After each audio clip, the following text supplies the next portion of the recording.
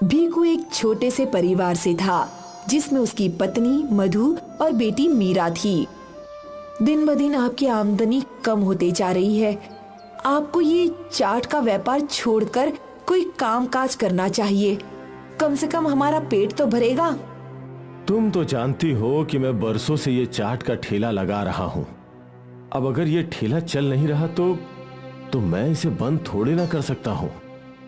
मुझे यकीन है कि कुछ दिनों में सब कुछ ठीक हो जाएगा और लोग मेरे ठेले पर भी चाट खाने आएंगे। हाँ हाँ, जब से तुम्हारे ठेले के बगल में उस रमणीक ने चाट का ठेला लगाया है, सारे लोग उसी के ठेले पर भीड़ जमाए खड़े रहते हैं। अब मैं और क्या कर सकता हूँ? मैं अच्छे सामान से अच्छी स्वादिष्ट चाट बनाता हूँ। उससे ज्यादा क्या करूँ? कुछ भी करो और घर में पैसे ला कर दो, वरना मैं मीरा को लेकर अपने बाबा के घर चली जाऊंगी। मुझे यहाँ भूखे नहीं मरना। अरे ऐसा मत बोलो, मैं आज जरूर पैसे लेकर आऊंगा। भीखू ने अपना सामान उठाया और अपने ठेले के लिए निकल गया। रास्ते में वो सब्जी मंडी में रुका। अरे भैया, मुझे 2 किलो आलू और 2 किलो प्याज देना। सब अच्छे देना। अरे भाई, तुम्हारा तो चाट का ठेला है ना, तो अच्छे अच्छे आलू प्याज क्यों खरीदते हो? तुम्हें तो सड़े गले आलू प्याज भी चलेंगे। वो तो मैं तुम्हें कम दामों में बेच सकता हूँ, सोच लो। नहीं नहीं, ये चाट का ठेला मेरी रोजी रोटी है, मैं इसमें बेईमानी नहीं कर सकता। तुम तो मुझे अच्छे अच्छे आलू और प्याज ही दो। ठीक है। तभी वहाँ रमणीक भी आया। मुझे 3 किलो आलू और 3 किलो प्याज देना। अच्छे वाले? नहीं नहीं, सस्ते वाले। मुझे कौन सा खुद खाना है? अरे भाई, लेकिन तुम अपने ग्राहक को तो यही खिलाओगे ना? ये अच्छी बात नहीं है। अरे क्या अच्छा क्या बुरा, ये तुम मुझे मत सिखाओ। हाँ, मेरा मैं देख लूंगा। तुम अपने ठेले पर अच्छे वाले आलू प्याज से चाट बनाओ और खुद ही खाओ। वैसे भी तुम्हारे ठेले पर आता ही कौन है? भीखू का मुंह छोटा हो गया और वो वहां से चल पड़ा। भीखू के बगल में ही रमणीक अपना चाट का ठेला लगाता था। रमणीक का चाट का ठेला खुलते ही वहां ग्राहकों की भीड़ लग जाती थी और भीखू के ठेले पर कोई भी नहीं आता। आइए आइए, स्वादिष्ट चाट खाइए। समोसा चाट, आलू चाट, पापड़ी चाट, दही चाट। भीखू जोर जोर से आवाज लगाया करता था, फिर भी कोई उसके ठेले पर चाट खाने नहीं जाता था और वहीं रमणीक के ठेले पर भीड़ लगी रहती। अरे पहले मुझे दो। अरे नहीं, पहले मैं आया था, मुझे दो। सबको देता हूँ, झगड़ा मत करो। अपने ठेले का यह हाल देखकर भीखू परेशान था। इतनी कोशिश करने के बावजूद भी लोग यहाँ नहीं आ रहे। हे भगवान, अब आप ही कोई रास्ता दिखाइए। भीखू देर रात तक ठेले पर खड़ा रहा, पर आज भी उसकी बिक्री नहीं हुई। वो उदास घर लौटा। आज भी बिक्री नहीं हुई है लगता है। हाँ, आज भी सारी भीड़ रमणीक के ठेले पर ही थी। तुम्हें अपना चाट का ठेला बंद कर देना चाहिए। अब तो घर में राशन भी नहीं है। ऐसे ही चलता रहा तो हम भूखे मर जाएंगे। तुम चिंता मत करो, कुछ न कुछ हो जाएगा। यही बात तुम पिछले 6 महीने से कह रहे हो, अब तक कुछ नहीं बदला। अगर तुम पैसे कमा कर नहीं लाए तो मैं अपने मायके चली जाऊंगी मीरा के साथ। लेकिन मुझे कुछ दिन तो दो। घर में बस 1 टक अनाज है। अगर तुम कल तक पैसे लेकर आए तो अच्छी बात है, वरना अकेले रहना इस घर में। मैं अपनी बेटी को भूख से तड़पते हुए नहीं देख सकती। वैसे भी मेरे पिताजी हम दोनों को पाल लेंगे। ठीक है। एक ओर भीखू ठेले पर चाट न बिकने की वजह से परेशान था और दूसरी ओर पत्नी उसकी मुसीबतें और बढ़ाती जा रही थी। अगले दिन भीखू ने रोज की तरह चाट की तैयारी की और अपने ठेले के लिए निकल पड़ा। रास्ते में उसे आलू वाले ने आवाज लगाई। अरे भैया, आज आलू प्याज नहीं चाहिए? नहीं भैया, कल का ही आलू प्याज पड़ा है। ठीक है। भीखू अपने ठेले पर पहुंचा और रोज की तरह उसने ठेला लगा दिया।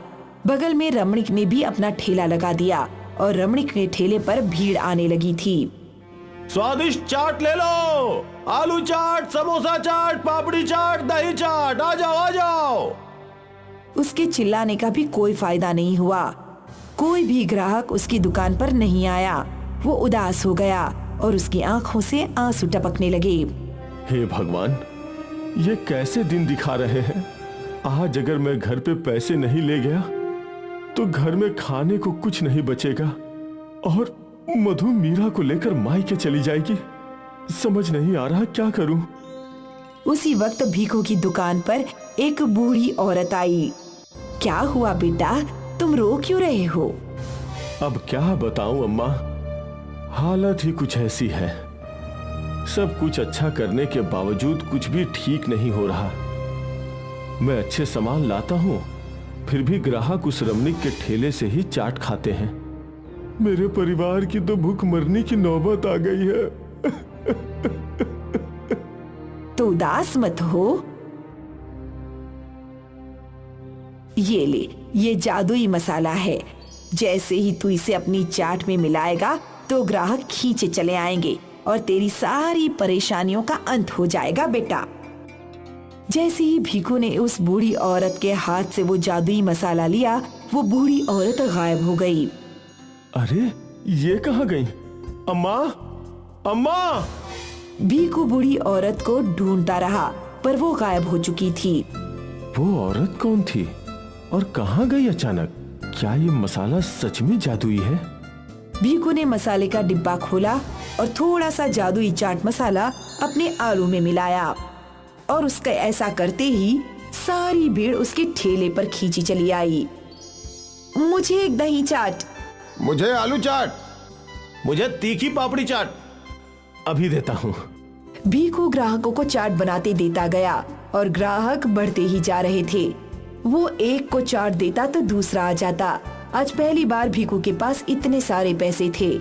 कुछ ही घंटों में उसकी सारी चाट खत्म हो गई और वहाँ रमणीक के ठेले पर एक भी ग्राहक नहीं था। रमणीक गुस्से से भीखू की ओर देख रहा था। भीखू ने अपना ठेला बंद किया और अपने घर लौट गया। ये लो भाग्यवान, आज की कमाई। इतने सारे पैसे। और ये ले गुड़िया तेरी चॉकलेट। माँ देखो, पापा मेरे लिए चॉकलेट लाए हैं। मेरे प्यारे पापा। इतने सारे पैसे कहाँ से लाए? ठेले से कमा कर लाया हूँ। भीखू ने मधु को जादुई चाट मसाले के बारे में बताया। वाह, ये तो बहुत अच्छी बात है। अरे अब हमारे अच्छे दिन आ गए हैं। अब से कभी खाली हाथ लौटना नहीं पड़ेगा। लेकिन अगर वो जादुई मसाला खत्म हो गया तो? इसका भी उपाय है मेरे पास। भीखू एक मसाले की बोरी ले आया और उसने वो जादुई मसाला उस बोरी में पलट दिया और पूरी बोरी चमकने लगी। बाप रे! अब ये सारा मसाला जादुई मसाला है। इस तरह हम हमेशा जादुई मसाला बनाते रहेंगे और इतने सारे पैसे रोज कमाएंगे। अगले दिन से भीखू खुशी खुशी अपना ठेला खोलने लगा, क्योंकि ठेला खोलते ही ग्राहकों की भीड़ लग जाती थी। भीखू बहुत खुश था। कुछ दिनों बाद रमणीक ने अपना ठेला वहाँ से हटा दिया। अब उस इलाके में बस भीखू का ही चाट का ठेला था, जहाँ हमेशा ग्राहकों की भीड़ रहती थी। और ये कमाल था जादुई चाट मसाले का। चना जोर गरम, चना जोर गरम, चना जोर गरम। बुंदेला के बाजार में ये आवाज सुनते ही लोग हरिया की ओर खींचे चले आते। जो भी उसके चना जोर गरम खाता, वो तारीफ किए बिना रुक नहीं पाता। अरे वाह, क्या बढ़िया चना जोर गरम है। इससे अच्छा चना जोर गरम कहीं नहीं मिलता भैया। अरे ऐसा क्या डालते हो इसमें भैया? अरे भैया, हमरा पुश्तैनी स्पेशल मसाला। सारा स्वाद उन मसालों का ही है। बहुत ही बढ़िया भैया, बहुत ही बढ़िया। हमको 20 रुपए का और दे दो, घर ले जाएंगे और अपनी लुगाई को खिलाएंगे। हाँ ठीक है भैया जी, ठीक है। हरिया चलते फिरते लोगों को चना जोर गरम बेचा करता था और उसकी अच्छी खासी कमाई हुआ करती थी। संदीप हरिया को रोज देखता और रोज मन ही मन में सोचा करता था, ये हरिया बिना दुकान या ठेले के बहुत अच्छा कमाता है, और एक हम हैं, भेल की दुकान डाल के बैठे हैं। ससुरे ग्राहक ही नहीं आते यहाँ तो। लगता है बुंदेला के लोगों को चना जोर गरम ज्यादा ही पसंद है।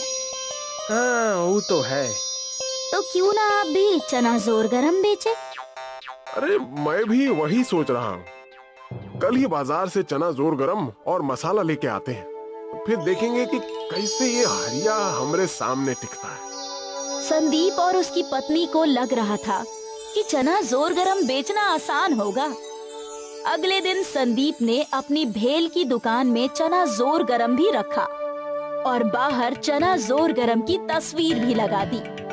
तस्वीर देखकर एक औरत उसके दुकान पर आई। अरे भैया, तुम भी चना जोर गरम रखने लगे हो क्या? हाँ हाँ दीदी, आप कहें तो बना दें क्या? हाँ हाँ बनाओ, आज तुम्हारे हाथों का स्वाद भी चख लेते हैं।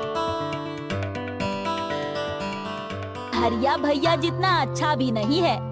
इसके बाद कई और लोगों ने संदीप का चना जोर गरम चखा और सबने संदीप को यही बताया।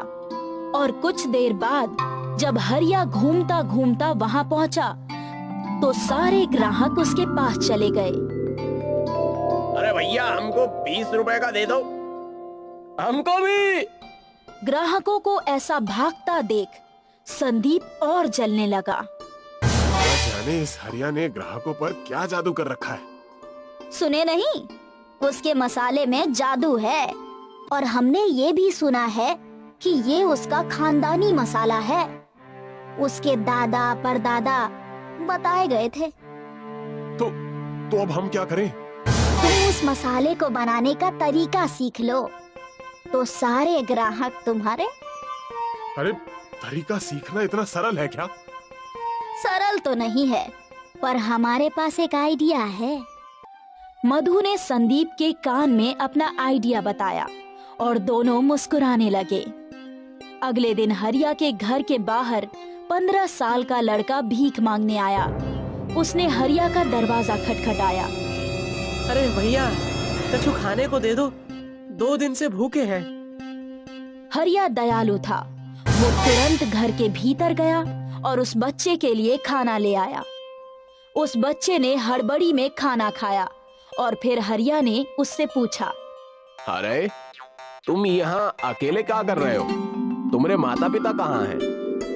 पिताजी तो बचपन में ही मर गए और माँ को मरे 2 महीने हो गए। तब से यहाँ वहाँ काम की तलाश में भटक रहे हैं। भूखे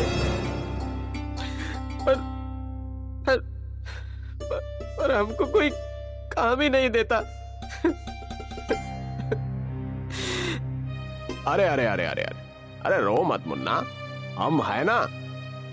तुम हमरे पास काम कर लो, हम तुमको भर पेट खाना भी देंगे और तुम यहीं हमारे साथ रह सकते हो, ठीक है?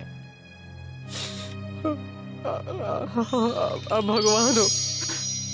अरे अरे अरे रो मत। वैसे तुम्हारा नाम क्या है? मुरली शर्मा। हाँ ठीक है, आज से तुम हमरे साथ ही रहना। यहाँ तुम्हें कोनो चीज की तकलीफ नहीं होगी। धन्यवाद भैया, बहुत बहुत धन्यवाद। हरिया ने अनाथ मुरली को आश्रय दिया। हरिया मुरली को बाजार ले जाता और घर के छोटे मोटे काम भी दिया करता था। ये लो, 1 किलो टमाटर ले आओ और ये 10 रुपए तुम्हें ही रख लो। तुम्हें कुछ खाने का मन हो तो खा लेना। धन्यवाद भैया। कुछ ही दिनों में मुरली हरिया के साथ घुल मिल गया था। हरिया हमेशा अपना मसाला रसोई का दरवाजा बंद करके बनाया करता था, लेकिन एक दिन मुरली ने रसोई की खिड़की से सब कुछ देख लिया। कुछ देर बाद मुरली हरिया के पास आया। हाँ, हम जा रहे हैं। अरे पर कहाँ? आज हमें बाजार में हमारी चचेरी बहन मिल गई। अरे कौन? ओहो, मधु दीदी, उनकी बाजार में भेलपुरी की दुकान है। अरे तू संदीप का साला है? तो पहले क्यों नहीं बोला? ओहो, आज बाजार में दीदी मिली। उनको जब माँ के मरने का पता चला तो रोने लगी और हमको अपने साथ रखने के लिए तैयार हो गई। अब हम आप पर बोझ नहीं बनेंगे। हमरा इतना ध्यान देने के लिए बहुत धन्यवाद।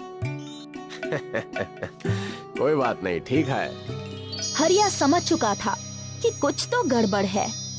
मुरली को मधु ने भेजा था हरिया के मसाले का राज जानने के लिए। मुरली और मधु ने वो मसाला तैयार किया।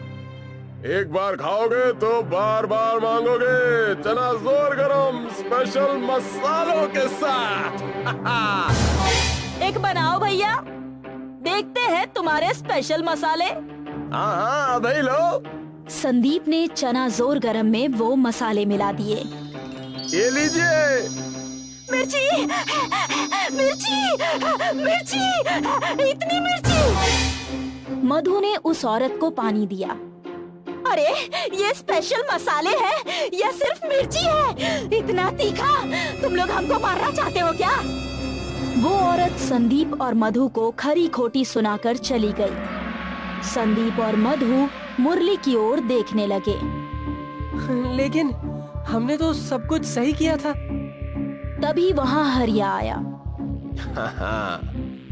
बिटवा, तूने तो सब कुछ सही किया, पर हमने तुमको गलत दिखाया। हम पहले ही समझ गए थे कि कुछ तो गड़बड़ है, क्योंकि तुम शरीर से इतने तंदुरुस्त थे। भला कोई गरीब इतना तंदुरुस्त कैसे हो सकता है? हाँ? अरे संदीप, तुमको हमारे मसाले का राज जानना था ना, वो तो हम तुमको नहीं बताएंगे। पर हरिया समझदार था, उसने अपना राज राज ही रखा। दशरथ और शिखा ने लव मैरिज की थी। उनकी शादी को अभी कुछ ही महीने बीते थे। गीता और नीता को शिखा बिल्कुल भी पसंद नहीं थी। अच्छा भला मैं दशरथ के लिए अपनी सहेली की बेटी देख रही थी। वो दिखने में सुंदर भी थी और अपने साथ बहुत कुछ ले आती, वरना एक ये है जो मुंह उठाकर चली आई। माँ, ऐसे भी लोग होते हैं क्या, फकीर, जो अपनी बेटी की शादी में कुछ भी नहीं देते?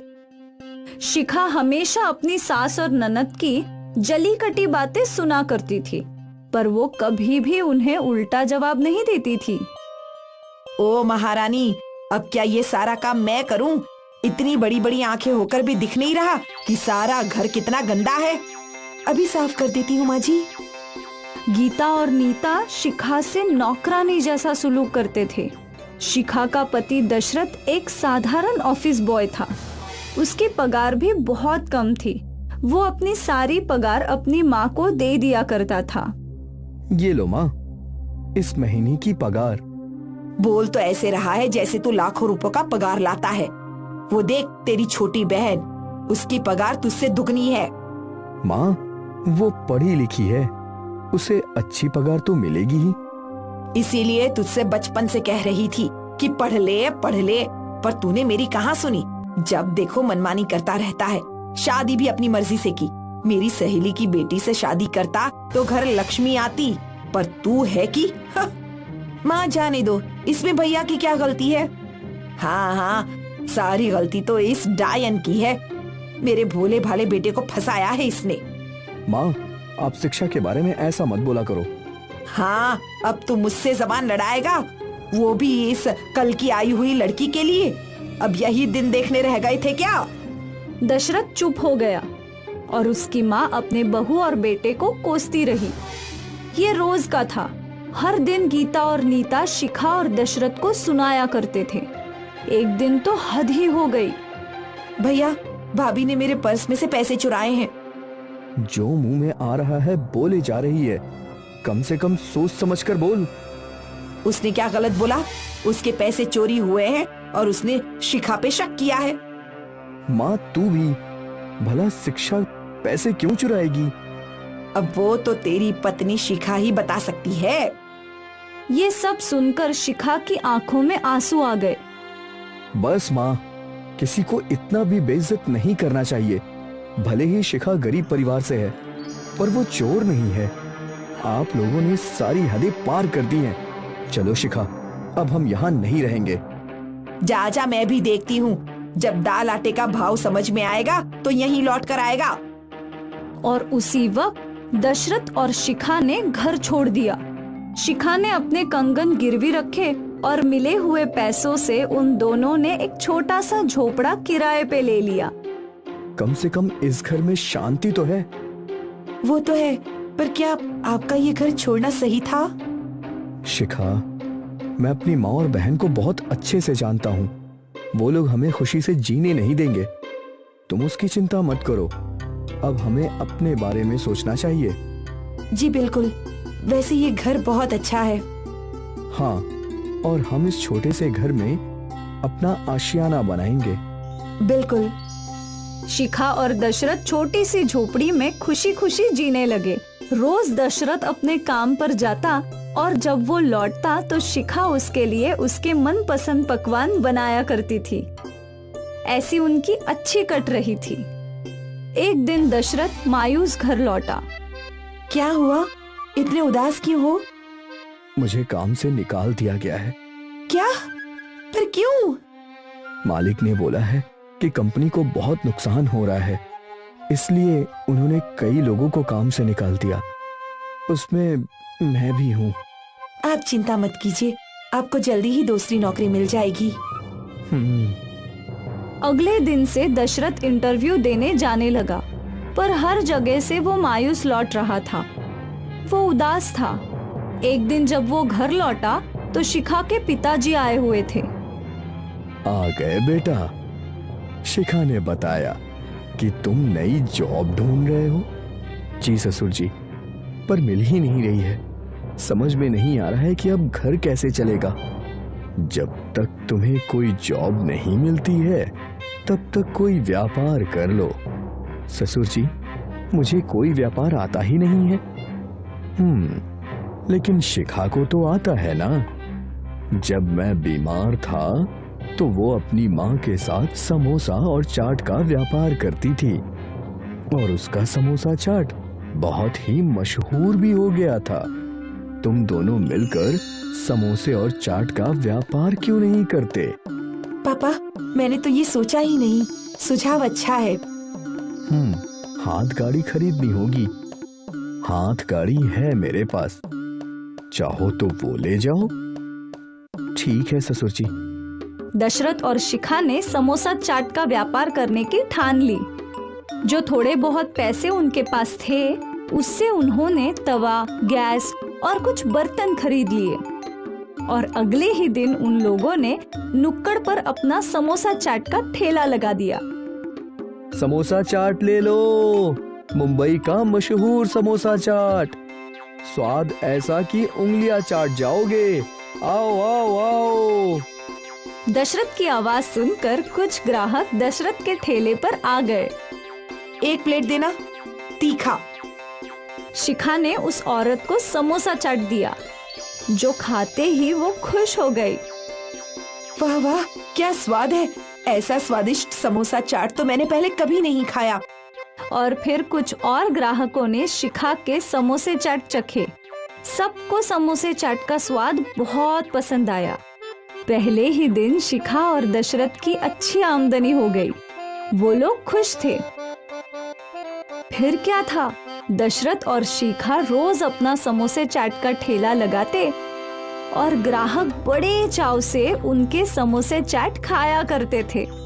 एक ही महीने में उन दोनों ने अच्छे खासे पैसे कमा लिए थे। ये देखो शिखा, इतने सारे पैसे। ये तो मेरी महीने की पगार से कई गुना ज्यादा है। तुम्हारा समोसा चाट तो हिट है। अच्छा है, इन पैसों से पहले हम अच्छा घर लेंगे। बिल्कुल। दशरथ और शिखा और ज्यादा मेहनत करके समोसे चाट बनाकर पैसे कमाने लगे। एक ही साल में उन दोनों ने अपना घर खरीद लिया और बाजार में एक दुकान भी। अब वो दोनों अपनी खुद की दुकान में समोसे चाट बेचा करते थे और उन्होंने कुछ और लोगों को भी काम पर रख लिया था। सोचा नहीं था कि कभी ये सब भी कर पाऊंगा।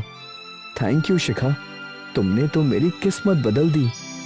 मैंने नहीं, हम दोनों ने। उसी वक्त उनके घर की डोरबेल बजी। शिखा ने दरवाजा खोला तो दरवाजे पे उसकी सास और ननद थी। आइए माँ जी, अंदर आइए।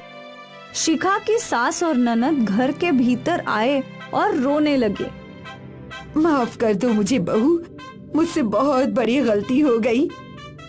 हम दोनों ने आप लोगों के साथ बहुत गलत किया, हमें माफ कर दीजिए। माँ, लेकिन हुआ क्या है?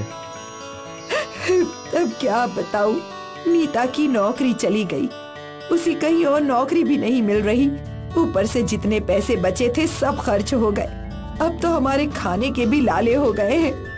तो ये बात है। माँ, तुम चिंता मत करो, मैं अपने बेटे होने का फर्ज जरूर निभाऊंगा। दशरथ ने अपनी माँ के हाथ में पैसे रख दिए। हर महीने आपको पैसे मिल जाएंगे। ठीक है बेटा, तू हमेशा खुश रहे।